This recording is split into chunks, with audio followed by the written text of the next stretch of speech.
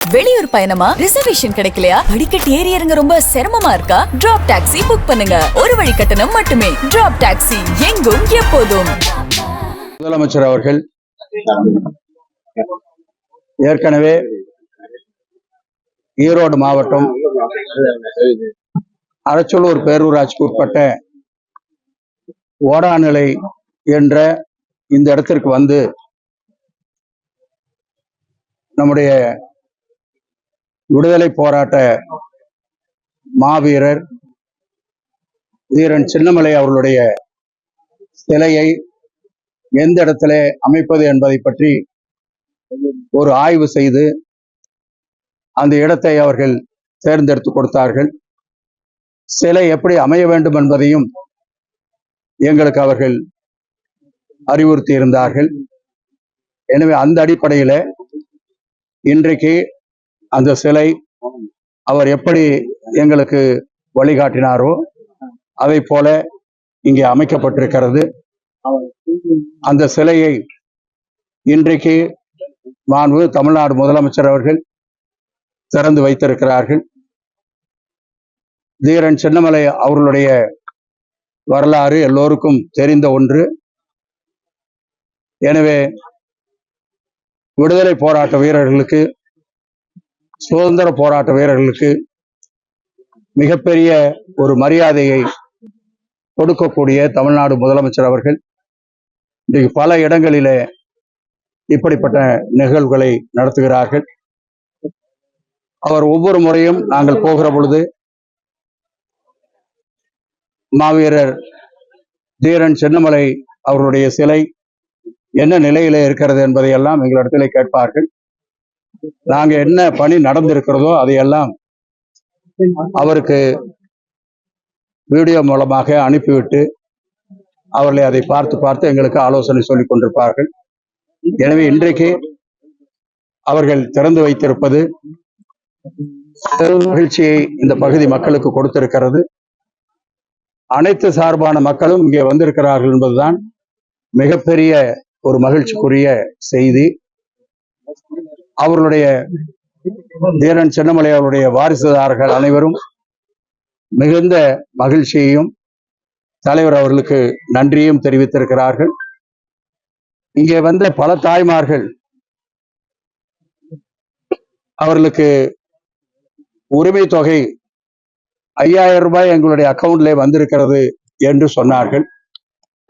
அப்பொழுதே அவர்களே சொல்லிவிட்டார்கள், ஒருவேளை தேர்தல் நேரத்தில் இது வராமல் போனால் என்ன செய்வது, வேற ஏதாவது வழக்குகள் போடப்பட்டு யாராவது அதை தடுப்பதற்கான ஏற்பாடு செய்துவிட்டால் நாங்கள் என்ன ஆவது என்று கருதி கொண்டிருந்தோம். ஆனால் நாங்கள் நினைப்பதற்கு முன்னாலே மாண்பு முதலமைச்சர் அவர்களுக்கு பணம் இல்லாமல் இருந்தால் அந்த அன்றாடம் செலவுகளுக்கு அவர்கள் சிரமப்படுவார்கள் என்ற காரணத்தால் அந்த பிரச்சனையே இல்லாத வகையிலே அதற்கு மிகப்பெரிய ஒரு தீர்வை செய்திருக்கிறார்கள் என்ற ஒரு மகிழ்ச்சியான செய்தியை அந்த தாய்மார்கள் எங்களிடத்திலே சொன்னார்கள்.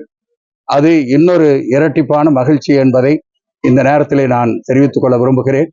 நம்முடைய மாவட்டத்திற்கு பல்வேறு திட்டங்களை அவர்கள் கொடுத்திருக்கிறார்கள்.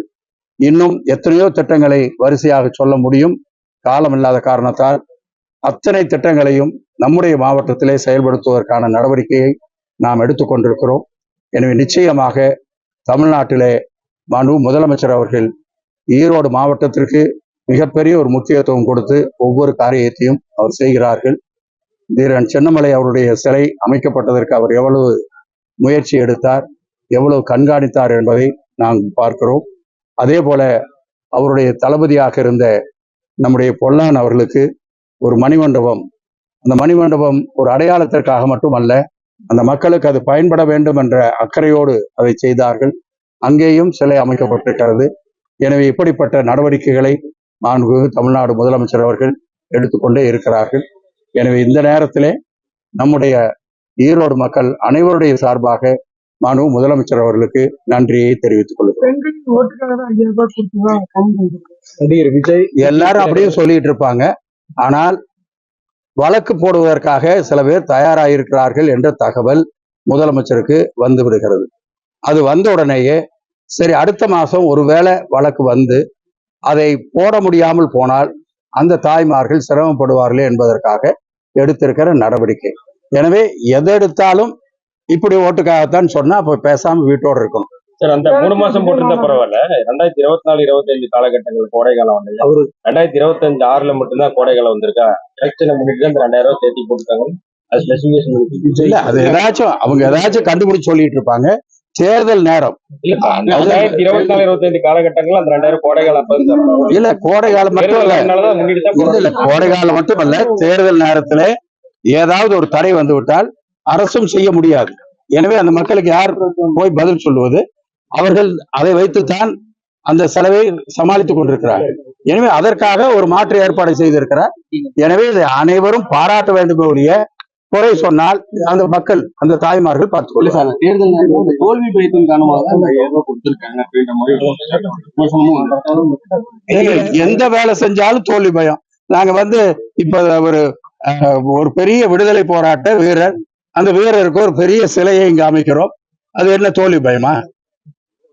எதை செஞ்சாலும் இப்படி ஒரு கருத்தை சொன்னா அப்ப என்னதான் பண்றது? அரசாங்கம் செய்ய வேண்டிய கடமையை முறையாக ஒழுங்காக செய்து கொண்டிருக்கிறது. அந்த தாய்மார்கள் மகிழ்ச்சியாக இருப்பதை எங்களால் பார்க்க முடிகிறது. அதுதான் எங்களுக்கு. அனைத்து பெண்களுக்கும் பாஸ் ஆயிரம். ஆனா 1 கோடி பேருக்கு தான் கொடுத்திருக்கு. 1 கோடி பேருக்கு கொடுக்கணும். நீங்களே ஒரு 30 லட்சம் பேருக்கு குறைக்கிறீங்க. 1,31,00,000 பேருக்கு கொடுக்கப்பட்டிருக்கிறது. மற்றதும் ஆய்வுல இருந்து கொண்டிருக்கிறது. முன்னாள் அமைச்சர் ஆர்பி உதயகுமார் என்டிஏ கூட்டணி பத்தி நம்ம விமர்சிச்சுட்டு இருக்கோம். ஆனா ஆர்பி உதயகுமார் இந்தியா கூட்டணி நொண்டி கூட்டணி அப்படின்ற மாதிரி சொல்லி விமர்சிச்சிருக்காரு. என்டிஏ கூட்டணி ஜெயிக்கிறதுக்கான கூட்டணி இருக்காரு. அதான் அவங்க அப்படி கணக்கு போட்டுக்கிட்டு இருக்காங்க. அதையே அவங்க ஜெயிக்க முடியாது. அதையும் ஜெயிக்க முடியாது. எங்க அடிதான் ஜெயிக்கும். அரசு நிகழ்ச்சியில அமைச்சரோட தனியரசு கலந்துருக்காரு. திமுக கூட்டணி செஞ்சுட்டாரு. ஏங்க அரசு நிகழ்ச்சி நீங்களே சொல்றீங்க. அது வந்து ஒரு ஒரு ஒரு மாவீரருடைய சிலை திறப்போல அதுல எல்லாரும் வந்திருக்காங்க. அதாவது இதுல வந்து கட்சி எந்த அடையாளம் இல்ல, அனைத்து சமுதாயத்தை சார்ந்த மக்கள் வந்திருக்கிறார்கள். அதை நீங்க அனைத்து சமுதாயத்தை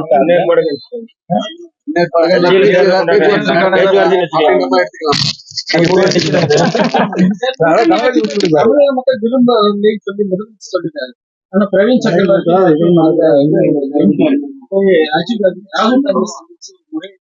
அந்த சிக்கல் தொடர்ந்து கொண்டு இருக்கிறது. அதை பத்தி என்ன சொல்றீங்க? நான் இதுக்கு முன்னாடியே ஒரு இதுல வந்து பிரஸ் மீட்ல தெளிவா சொல்லிட்டோம். நாங்க எங்களுடைய கூட்டணியில எந்த விதமான பிரச்சனையும் கிடையாது. இப்ப எனக்கு மனசுல ஏதோ ஒன்று படுது, ஒரு கருத்து சொல்றேன்னா அது வந்து கட்சியுடைய மொத்த கருத்து அல்ல. எனவே கட்சியுடைய தலைமை என்ன முடிவெடுக்கிறதோ, இந்த கூட்டணியில இருக்கிற தலைவர்கள் என்ன முடிவெடுக்கிறார்களோ அதுதான் முடிவு. அதுதான் நான் தான் சொல்லிட்டேன்ல, கட்சி எல்லா கட்சியும் ஒன்றாக, எங்களுடைய கூட்டணி கட்சிகள் எல்லாம் ஒன்றாக உட்கார்ந்து பேசுகிற பொழுது எடுக்கிற முடிவுதான் முடிவை ஒழிய, அதற்குள்ளே ஒவ்வொருவருக்கும் ஒவ்வொரு கருத்து, அந்த சூழ்நிலை, அங்கே இருக்கிற நிலை, அதை வைத்து ஒரு கருத்தை சொல்லுகிற பொழுது அதை எடுத்துக்கொண்டு முன்னிறுத்துவது என்பது சரியாக இருக்காது. சேலத்துல விஜய் மாநாடு நடக்குது. வழக்கமா வந்து இது வந்து பெரிய விதிமுறைகள் வந்து போடுறாங்க, முடக்க பாக்குறாங்க அப்படிங்கிற குற்றச்சாட்டு. இல்ல அதெல்லாம் குற்றச்சாட்டு இல்ல, பாதுகாப்பு.